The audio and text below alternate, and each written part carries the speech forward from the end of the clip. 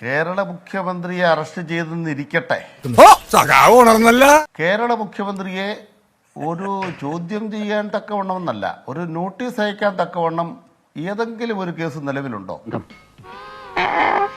ഒരു ആരോപണം നിലവിലുണ്ടോ? അത്രയും വേണോ സാർ? വേണം. ശ്യാൽകുമാർ, താങ്കൾ അത് പിടിക്കും. ഞാൻ ഒരു കെട്ടുകഥ നിലപാട് എന്താണെന്ന് അറിയാൻ വേണ്ടി കേരളത്തിൽ മുഖ്യമന്ത്രി അറസ്റ്റ് ഞാൻ പറയല്ല. ഞാൻ അവിത്തെ തന്നെ പിടിക്കും. അമ്മാവൻ കാര്യമായിട്ട് ചൊറിയുന്നുണ്ടല്ലോ. അമ്മാവൻ ചൊറിഞ്ഞൊറിഞ്ഞ് തല്ലു വെച്ച് കൂട്ടുന്നു തോന്നി. പിണറായി വിജയന്റെ ചങ്കത്ത് പെര വെക്കാൻ വേണ്ടി കുറെ പേര് നടക്കുന്നുണ്ട്. ആ കൂട്ടം ഹാഷ്മിയുണ്ട്, ഹാഷ്മിയും പിടിക്കും. അത് നരേന്ദ്രമോദി മുതൽ ഹാഷ്മി വരെ ആരാണെങ്കിലും ആ ആളുകളോടെല്ലാം പുലികൾ പൊരുതുന്നത് പോലെ കേരള സമൂഹം പൊരുതും. എന്തോന്ന്? ആ ആളുകളോടെല്ലാം പുലികൾ പൊരുതുന്നത് പോലെ കേരള സമൂഹം പൊരുതും. ഈശ്വര, ഇവിടെ ആരില്ലല്ലോ ഇതൊന്ന് പറഞ്ഞു ചിരിക്കാനായിട്ട്.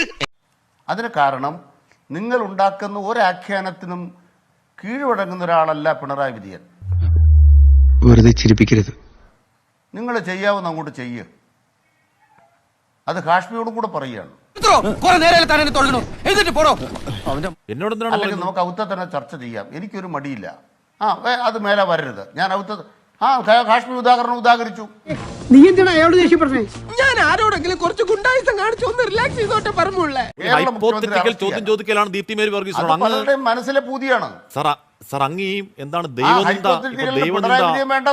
ഉരുളക്കുപ്പേരി കോളേജിൽ ഡിഗ്രി എടുത്ത് വന്നിരിക്കുകയാണ് ഒരു തർക്കക്കാരൻ. ബ്ലാസ്ഫെമിയൊക്കെ കേൾക്കുമ്പോൾ വിശ്വാസികൾക്ക് മുറിപ്പെടുമ്പോൾ അങ്ങ് മുറിപ്പെടല്ലേ? ചോദ്യം ചോദിച്ചാണ്. റോബർട്ട് വദ്രയെ ചോദിക്കുക കാശ്മീർ. സർ, ബ്ലാസ്ഫെമിയിൽ വിശ്വാസികൾക്ക് മുറിവേൽക്കുമ്പോൾ അങ്ങേക്ക് അങ്ങ് മുറിവേക്കല്ലേ? കമ്മ്യൂണിസ്റ്റ് പാർട്ടിയല്ലേ? നേതാവ് മാത്രമല്ലേ പിണറായി ഉള്ളൂ? അങ്ങനെ മുറിപ്പെടല്ലേ സർ? ഞാൻ കമ്മ്യൂണിസ്റ്റ് പാർട്ടിയല്ലല്ലോ. കുട്ടി എന്താ പറഞ്ഞ? ഞാൻ കമ്മ്യൂണിസ്റ്റ് പാർട്ടിയല്ലല്ലോ.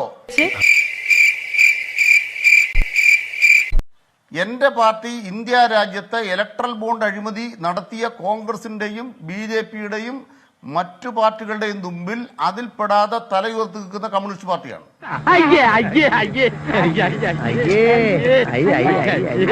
അപ്പൊ കാണാം. See you by. സോറി, നിങ്ങളല്ലേ ഇറങ്ങണ്ടേ? ഇതാണ് ആളിറങ്ങാൻ വൈകി കഴിഞ്ഞ് ഞാൻ ഇറങ്ങിപ്പോ.